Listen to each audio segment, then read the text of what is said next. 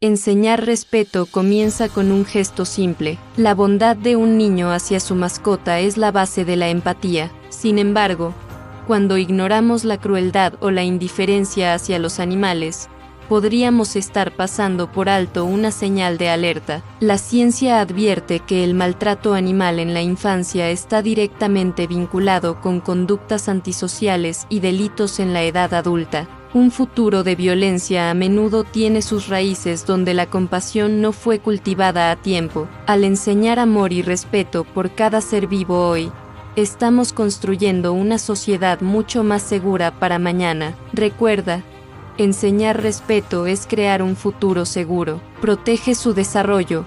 Educa con compasión.